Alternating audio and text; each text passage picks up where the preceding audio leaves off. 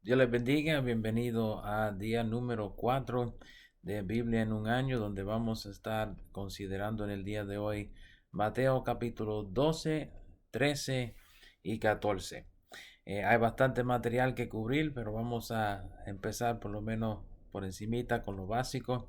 En Mateo capítulo 12 vamos a empezar leyendo una historia acerca de los discípulos de Jesús cuando están recogiendo espigas de trigo en el día del sábado.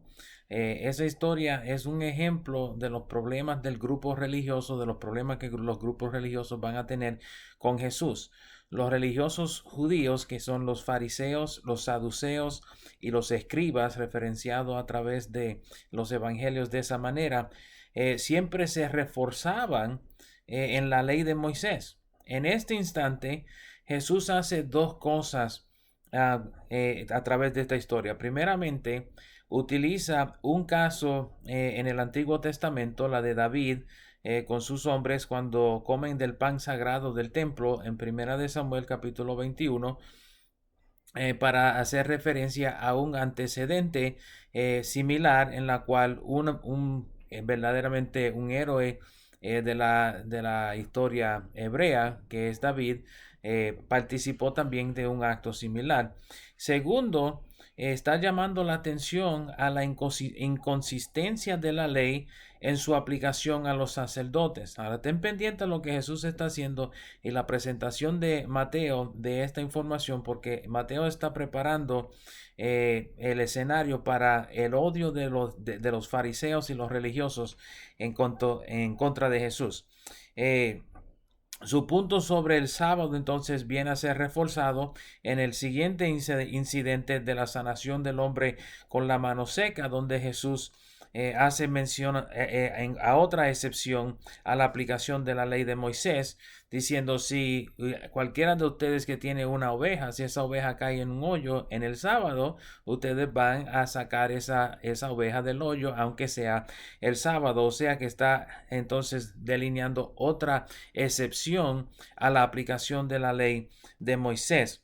Entonces, luego muestra su soberanía sobre el sábado, diciendo que Él es el Señor del sábado. Entonces, sana el hombre de la mano seca. Noten el verso 14, porque el verso 14 dice que por esa causa, o sea, la postura de Jesús en cuanto al sábado y particularmente lo que dice la ley de Moisés en cuanto al sábado, los fariseos comenzaron a conspirar en contra de Jesús. Luego vemos entonces una otra referencia más al Antiguo Testamento del libro de Isaías, definiendo que Jesús sabía los planes de los fariseos y siguió su camino sanando a los enfermos, sanando a muchas personas más y haciendo milagros, porque eso era lo que verdaderamente era su propósito en hacer. Vemos una sección sobre lo que es llamado la blasfemia contra el Espíritu Santo. La blasfemia contra el Espíritu Santo, según mencionado en estas escrituras, procede del hecho de que los fariseos le atribuían la obra de expulsar los demonios o de echar fuera demonios a una figura llamada Belcebú. Belcebú es para los hebreos el príncipe de los demonios. Jesús es bien celoso y defiende con fervor al Espíritu Santo y diciendo que cualquier ofensa contra el Padre o contra el Hijo sería perdonado, pero la ofensa contra el Espíritu Santo, la blasfemia contra el Espíritu Santo en particular, no tendría perdón. Entonces, cuando hablamos asuntos del Espíritu Santo, obviamente tenemos muchísimo cuidado porque son cosas que pueden llegar a un nivel bastante severo. Jesús entonces responde a los religiosos también por pedir una señal de su persona o de que él era el Mesías. Si ellos, su respuesta a ellos es porque no estaban siendo sinceros en su deseo de que Jesús fuera el Mesías, sino que estaban retando a la autoridad de Jesús como el Mesías y más instando o instigando que Jesús, si verdaderamente quería ser Mesías, pues que lo comprobara. Jesús entonces los reprende porque están pidiendo una señal.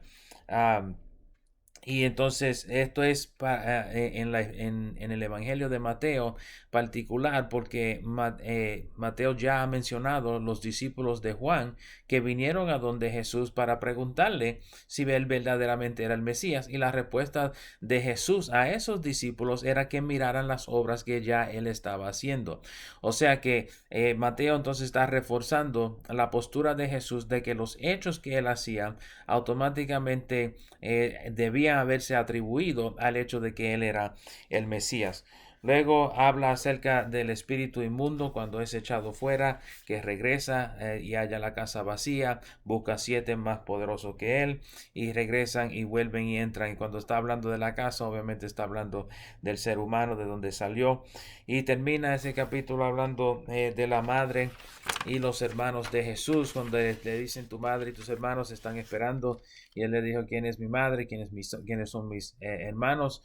Todo el que haga la voluntad del Padre. Así que Jesús está enfatizando la importancia de ser llamados hijos de Dios haciendo las obras del Padre. En Mateo capítulo 13 vemos aquí entonces el inicio en el Evangelio de Mateo del uso de las parábolas de Jesús. Jesús, siendo maestro, hace uso particular de las parábolas. El capítulo 13 contiene 8 parábolas con las explicaciones de 2. Son las dos más largas, que es la parábola del sembrador y la parábola del trigo y la cizaña. Los versos 10 al 16 y los versos 34 al 35 explican por qué Jesús utiliza las parábolas. Es algo que ya fue mencionado desde el Antiguo Testamento, que hablando verdades el pueblo no iba a entender y por eso él utilizaba las parábolas. Ahora, analiza los versos 18 al 23 del capítulo 13 para ver cómo Jesús mismo explica la parábola del sembrador. La parábola del sembrador no tenemos que conseguirle una explicación porque Jesús mismo la explica a sus discípulos en los versos 18 al 23. En los versos 36 al 43 Jesús explica la parábola de la cizaña. Entonces lea esos versos y entonces trate de utilizar esos 2 ejemplos de las parábolas más extensas para entonces conseguir o encontrar el significado de las otras parábolas más pequeñas contenido también en el capítulo.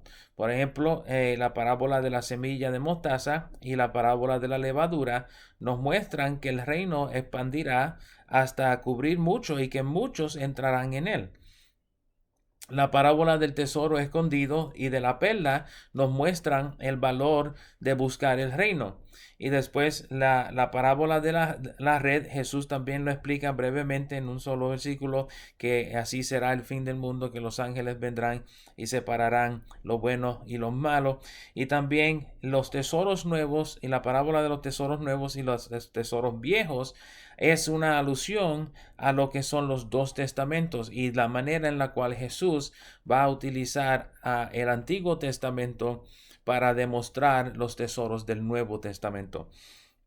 Vemos entonces a Jesús en Nazaret al final de el capítulo 13 y debemos notar varias cosas de esta historia. Jesús primeramente es mencionado como hijo de José y María. José el carpintero es mencionado como hijo de carpintero y debemos notar que Mateo no menciona específicamente que Jesús haya sido carpintero. Es probable, es posible, pero no es explícito en las escrituras.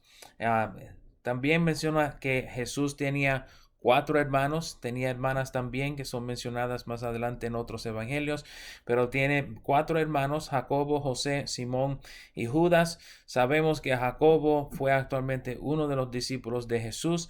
Algunas personas, algunos eruditos piensan que Simón haya sido actualmente el hermano de Jesús, el que era pescador, haya sido actualmente hermano de Jesús también.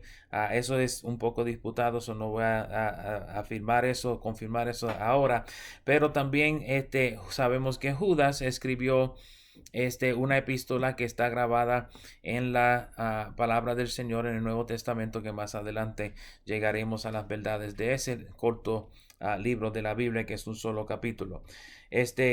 También sabemos que los de Nazaret no aceptaron el hecho de que Jesús haya sido el Mesías y sabemos que no creían en él porque era conocido a ellos y se preguntaban de dónde había sacado tanta sabiduría y conocimiento, pero a la misma vez se escandalizaban de su persona. Mateo capítulo 14 inicia con la historia de la muerte de Juan el Bautista por Herodes en una celebración de su cumpleaños.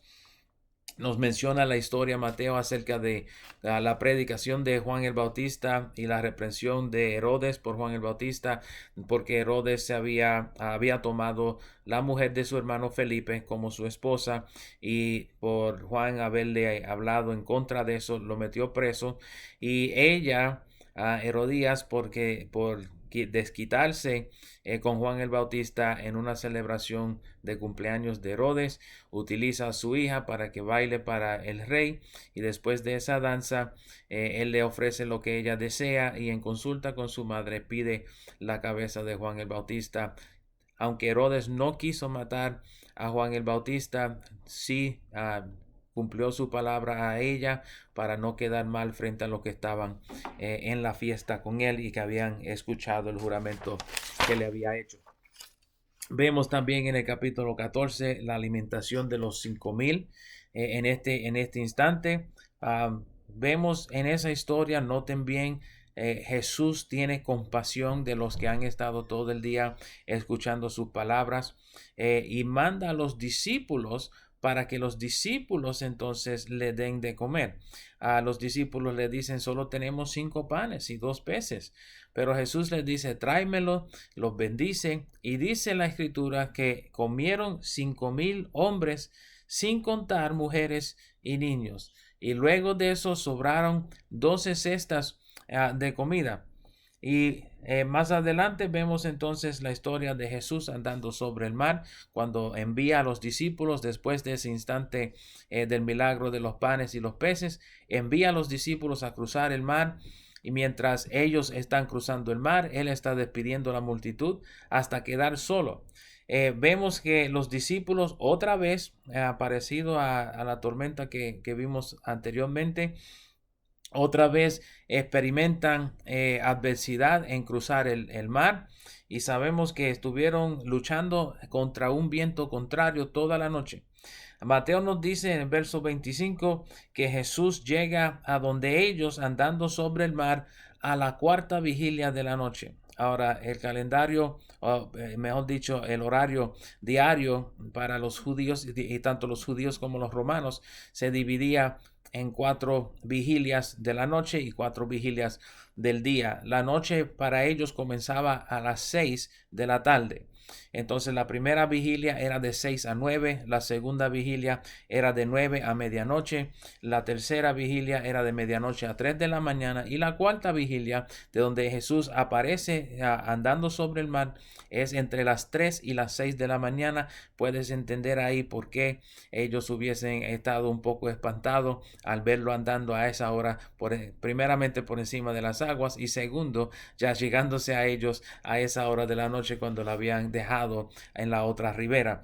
Interesantemente, aquí se menciona cuando Pedro le dice, si eres tú maestro, manda que yo salga a usted. Y Jesús lo manda a salir de la barca. Pedro camina sobre las aguas, se hunde al quitar su mirada y entonces Jesús lo levanta y entra con él en la barca. Dice que entrando Jesús en la barca se calmó el viento y muchos en la barca creyeron en el Señor Jesús diciendo que Él era el Hijo de Dios. Y quiero notar 2 cosas aquí. Primeramente, los que están en la barca son discípulos de Jesús, pero no son solamente los 12 como nosotros conocemos como discípulos. Jesús tenía más discípulos que 12 y había más personas en la barca que simplemente esos 12. Segundo, quiero que noten que el hecho de que estas personas reconocieron que Jesús era el Hijo de Dios es uno de los requisitos de la salvación, como define el apóstol Pablo en su epístola a los Romanos en capítulo 10.